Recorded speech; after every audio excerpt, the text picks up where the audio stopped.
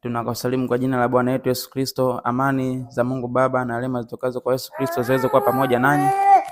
Ni siku nyingine leo tena tupo na dokta wetu, ataenda kujitambulisha kwa majina yake. Nadhani simu la kwanza kufanya naye kipindi na kuendelea. Lengo ni kutafuta afya na malezi bora, na kitu ambacho tutaenda kukiangalia leo ni hali ya watoto wadogo, hali zao na makuzi yao, na wawe na mazingira gani ili waweze kukua na makuzi bora mpaka kutokea tumboni, kipindi cha ujauzito, mpaka kumlea katika vyakula ambavyo mama mjamzito hapaswi kula na ambavyo anapaswa kula mpaka atakapozaliwa ili awe na afya bora, na baada ya hapo na malezi yao mpaka kufikia kipindi cha miaka 5. Tutaenda kuangalia kwa kipindi hicho, maana mambo ni mengi sana na watoto wanapitia mengi sana. Sasa basi bila kwenda mbali, niweze kumkaribisha kwanza. Karibu sana mtumishi. Asante sana. Unaweza kujitambulisha kwa majina yako? Unaitwa? Naitwa Aaron Karugaba, ni baba wa mtoto mmoja kama tunavyomuona. Asante. Kumbe huyu ni mtoto wako kabisa? Ndio, ni mwanangu. Anaitwa nani? Anaitwa Asaf Aaron Karugaba. Asaf Aaron Karugaba. Ndio. Kwani umemchagulia jina la Asaf? Nilipenda sana kazi ya Nabii Asaf aliyoifanya wakati wa zama za wana wa Israeli. Alitoa unabii kwa njia ya nyimbo, lakini pia alikuwa ni mtu ambaye aliongoza sifa na utukufu kwa Mungu. Kwa hiyo nikaonelea katika maisha yetu ni vema kumsifu Mungu. Nikaona tuliendeleze hilo kupitia mtoto Asaf kama sifa kwa Mungu. Okay. Ndio. Mungu akubariki sana. Amen. Sasa Dokta, leo nataka tuongelee hali za watoto kuanzia tumboni, malezi yao kwa kipindi cha ujauzito. Ni kutaka umtuze mtoto akiwa tumboni, yale ujauzito ni vitu ambavyo mtu anapaswa kuzingatia akishagundua na ujauzito. Vipi aviache, vipi azingatie sana katika hicho kipindi, mtumishi? Asante sana. Kwanza kabisa cha kutambua ni kwamba mtoto ni zawadi kutoka kwa Bwana, na kwa kuzingatia ni kwamba Mungu anapenda sisi hapa tupate uzao ulio mzuri kabisa.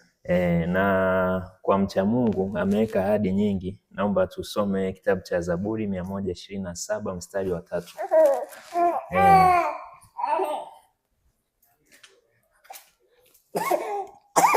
Zaburi 127 mstari wa 3. Aya yake ni ya 3. Ndio. Zaburi 127:3 nasema, ndio, tazama, wana ndio urithi wa Bwana. Wana ndio urithi wa Bwana. Kwa hiyo Mungu amelenga tupate wana ili wawe warithi wa Bwana. Tuendelee.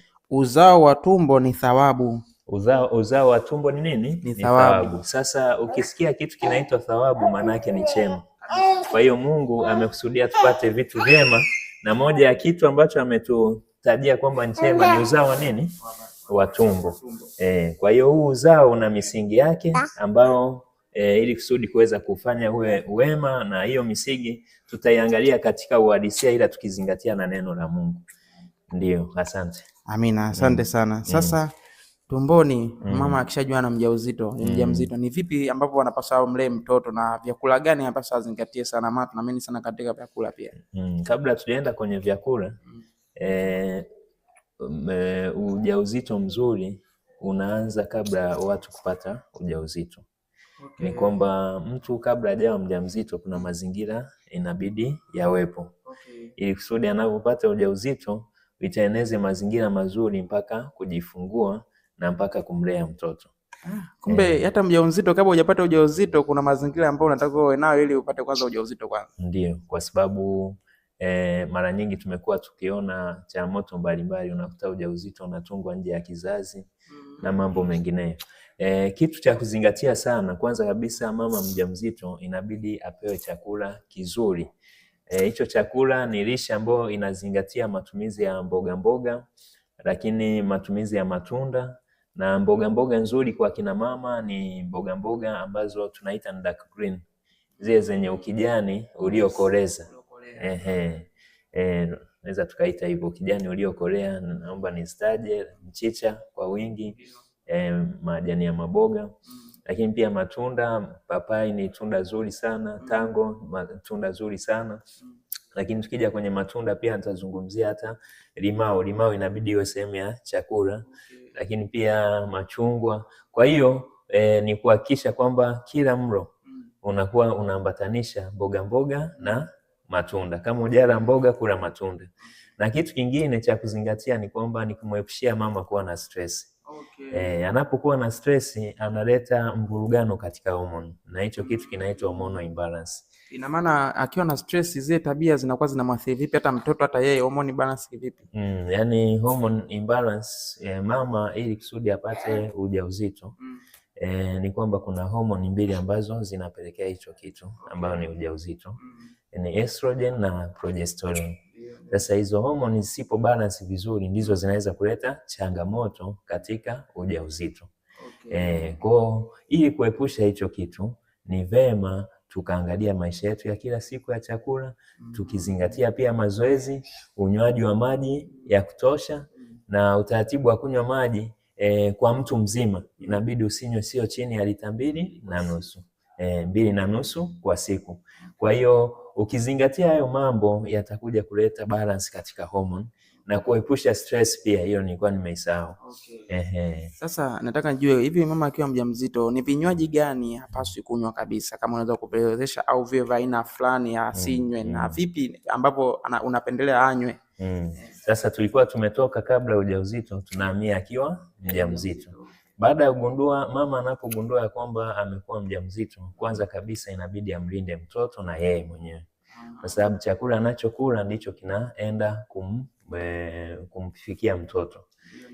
Vitu ambavyo inabidi aepushe ni vilevi vya aina yoyote, kwa sababu kilevi cha aina yoyote kinaingilia mfumo wa fahamu wa kawaida. Na ni kwamba viungo mtoto wakati anapokuwa anakuwa vinakuwa kimoja baada ya kingine. Na sehemu ya kwanza ambayo inatengenezwa ni kichwa. Kichwa ndo kinaanza. Kichwa kinaanza. Kwa hiyo sasa mtoto amepata kichwa, na hicho kichwa ndicho inabidi kiratibu mwili mzima. Alafu hicho kichwa kinaingiziwa hali ya pombe. Kwa hiyo utaangalia uratibu utakuwa hauendi vizuri.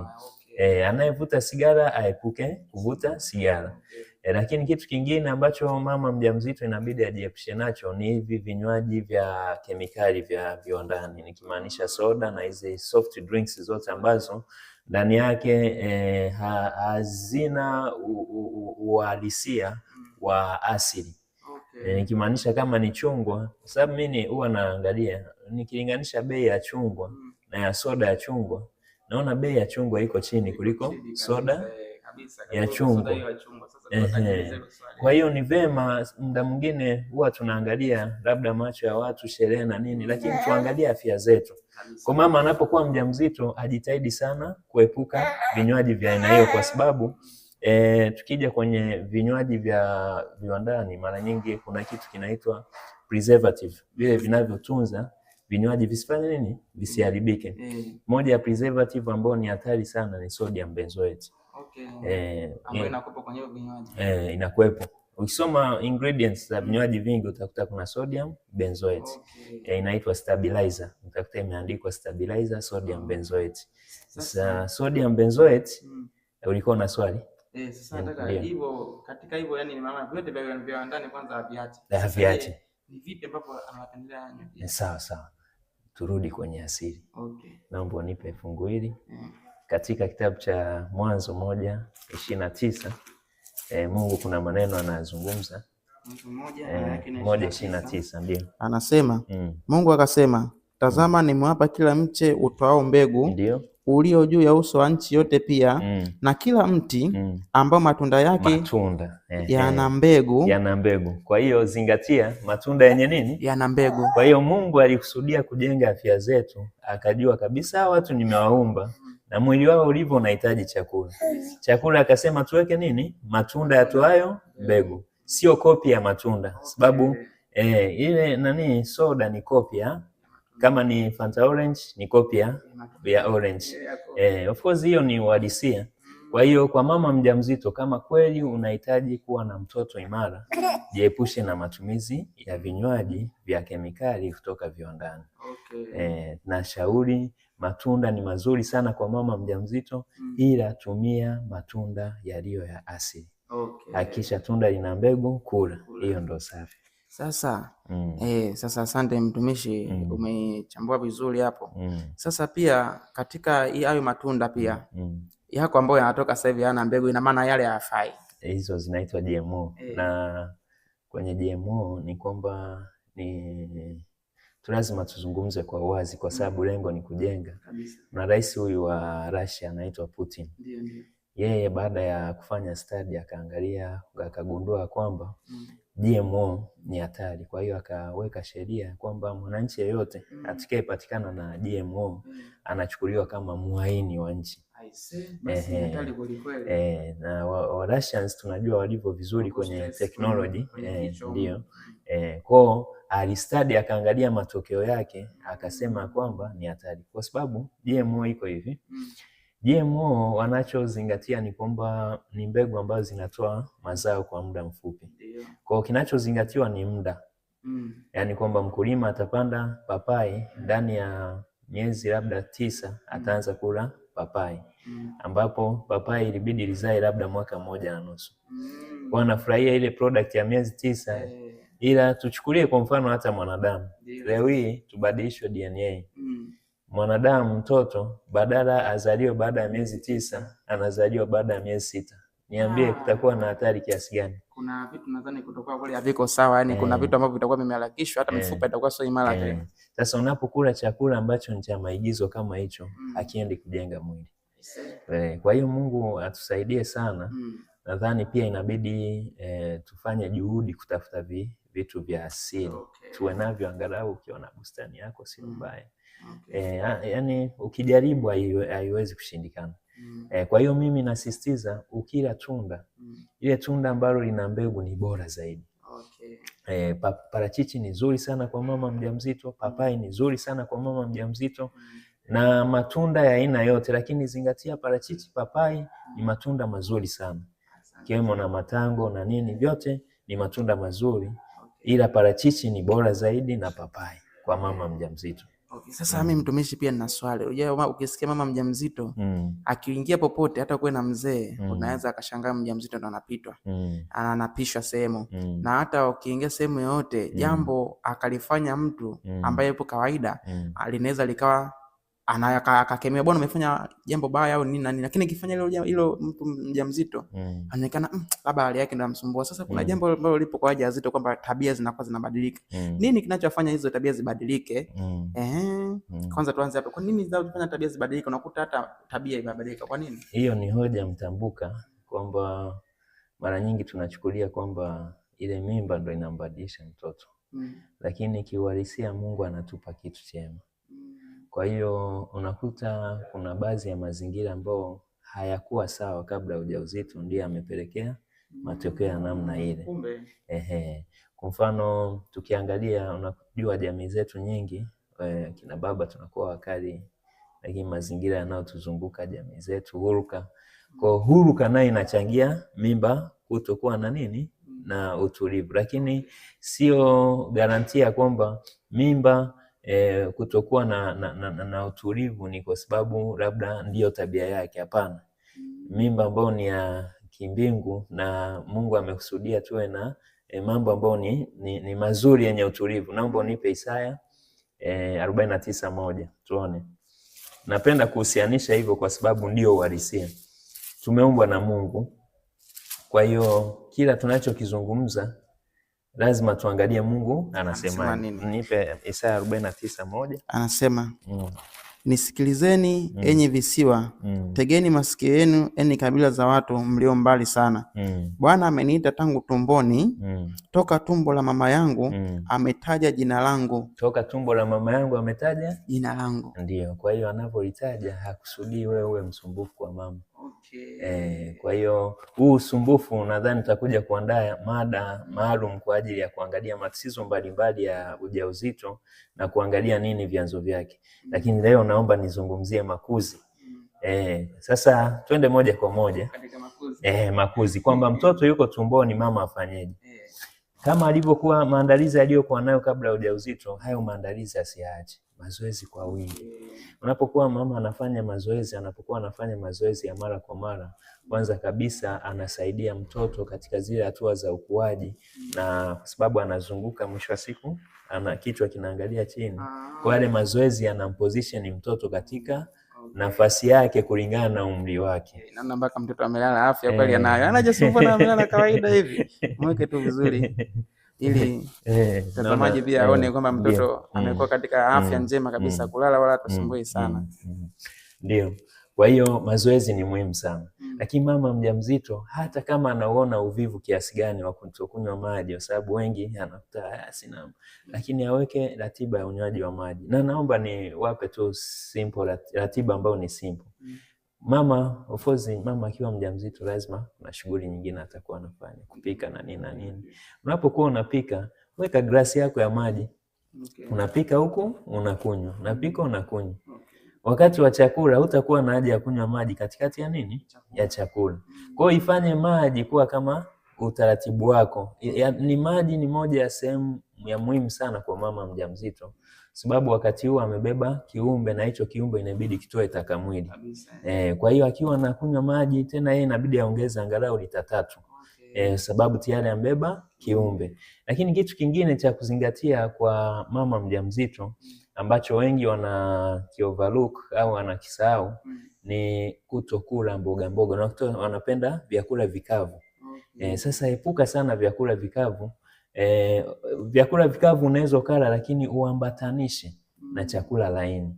Na maanisha mfano kuna ugali of course ni chakula kikavu, wali chakula kikavu, lakini ambatanisha na kitu chakula laini kama mboga mboga. Lakini pia mama mjamzito azingatie ulaji wa vyakula laini kama ndizi. Kwa mfano asubuhi umekula chakula kigumu, mchana kigumu, jioni kula laini. Ndizi, maboga, magimbi ni chakula kizuri sana kwa mama mjamzito. Maboga ni mazuri sana, boga kama tunda. Lakini kitu kingine labda nizungumze nisije nikasahau. Kitu kingine cha muhimu, mama mjamzito kumbuka anashare damu mara 2. Kwa damu inamaanisha damu inashuka ile hemoglobin, sababu damu inatengenezwa na protini inaitwa hemoglobin. Sasa hemoglobin inatengenezwa na madini chuma. Yale madini chuma mara nyingi huwa yanashuka wakati wa ujauzito kwa sababu anagawana na mtoto. Damu inasafirisha chakula kwenda kwa mtoto na yeye inabidi ale, si ndio hivyo? Kwa upatikanaji wa madini chuma ya kutosha ni muhimu sana kwa mama. Na madini chuma yanapatikana kwa wingi kwenye mboga mboga za majani, hasa matembele na mchicha. Lakini kitu kingine kinachompa madini chuma ni nafaka. Kwa mama mjamzito uji inabidi apate. Ndio uji naweza nikamshauri hakisha uji wako na soya ni nzuri sana sababu inakupa protein. Lakini mtama ni mzuri sana sababu unaimarisha afya na kinga ya mwili, lakini pia unakupa protein package ya kutosha. Ulezi hakisha ni sehemu ya uji, majani mbegu za maboga hakisha ni sehemu ya uji kwa sababu zinakupa zinki ya kutosha. Zinki ndio inaratibu mfumo mzima wa ubongo, utendaji kazi wa ubongo wa mama na mtoto. Lakini pia kitu kingine ambacho ni muhimu sana uwele, lakini pia ufuta. Hivi vyote vinapikwa. Ndio inachanganywa inakuwa ni unga wa lishe. Ukisikia unga wa lishe ndio. Kwa hivi ni hivyo vitaja pamoja na kwamba utaongeza vingine ila hii iwe ni same. Sasa mimi na swali, ndio maana naonaga vipo vidonge kimoja na kionaga sio kidonge, of course ni dawa ya maji ina nyekundu box lake ina umbo kama mama mjamzito na tone la damu ili kwa ajili ya kuongeza damu. Zile dawa zinasaidia kweli? Na je, mbadala ya zile kama mtu hataki kutumia ni chakula kipi ambacho main sana ambacho kitamongezea damu? Ukiachana hivyo vitaja ni main ambacho ni uhakika zaidi kitamongezea damu. Na je, ile kuongeza ile katika dawa itasaidia nayo au inasaidia au ina madhara mbele? Nizungumze kitu kimoja. Mimi siogopi kuzungumza ukweli. Ni kwamba ile dawa of course inawekewa kidude kinachoonesha damu, si ndio hivyo? Ile iron of course ni laboratory made iron, yani synthetic, si ndio hivyo? Ni madini chuma ambayo yamekuwa extracted, of course yamewekewa na vitu vingine ili kusudi ije kama dawa.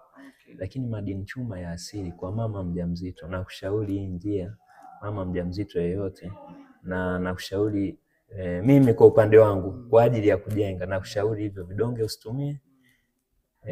Of course najua kuna changamoto kwenye kuliamini hilo, lakini kuna mbadala kwenye hivyo vidonge. Mbadala wake unaweza ukatumia njia hii. Kuna Rosella nadhani tunaijua, kwa wengine wanaita choya. Rosella ama choya changanya na majani ya parachichi. Damu itabusti na wakati wote wa ujauzito hautapata changamoto yoyote ya damu. Ila huku uzingatie mazoezi na kumbushia na vile vingine, mazoezi, chakula, lishe bora na kuhakikishia kwa uwezo wa Mungu atakubariki na damu yako itakuwa sawa. Kitu kingine, kuna vidonge vinaitwa folic acid. Mwili wetu by nature huhitaji folic acid. Sisi tunahitaji folate. Kuna tofauti kati ya folic acid na folate. Na kuna studies zilifanyika ikaonekana folic acid inasababisha matatizo kwa watoto yanaitwa fascia. Fascia ni moja ya kitu ambacho ni fascia ni tongue ties. Lakini pia unakuta uso unakuwa na mabadiliko wakati mtoto anapozaliwa. Sasa nisiende huko ndani zaidi, ila mwili wetu unahitaji folate. Folate inatokana na mboga za majani, hasa mchicha na majani ya maboga. Kwa hiyo kwa mama mjamzito wala asiwe na stress kuhusiana na kumeza vidonge vya folic acid, ila hakikisha anapata folate ambayo inatokana na mboga za majani. Nataja majani ya mboga na mchicha kwa sababu ni mboga ambazo nyepesi kupatikana na zipo nyingi sana. Sasa ni damu kiasi gani ambayo mama mjamzito kwake ni bora awe nayo? Maana nakumbuka mke wangu wakati anaenda alitajia siku 13, siku ngapi? Sasa mimi niambie, maana nishasahau. Kuanzia 12 mpaka 14. Lakini akiwa na 9 bado inastahimilika. Akiwa chini ya 9 hapo kuna changamoto. Lakini kuanzia kwa sababu 9 of course ni troubleshoot, inatokea kwamba kwa sababu kuna muda wakati wa kupima huenda mtoto muda huo ukachukua kwa kiwango kikubwa. Kwa angalau troubleshoot isiwe chini ya 9. Kwa kuanzia 9 tuseme ni danger zone, lakini of course tunaweza tukaita ni minimum danger zone, lakini sio danger zone. Danger zone ni ikiwa chini ya 9. Sasa na hizi damu kwanza, zamani tuelekee kwenye damu. Wamepima kipimo gani kwamba hii ni 9? Maana inaanza 1. Ni kipimo gani wamekichukulia pale? Tunajua tuna lita zaidi ya ngapi? Sasa hii 9 kwa wamepata ngapi? Pale kipimo kinachotumika of course ni mashine, ila zinaangalia hemoglobin count.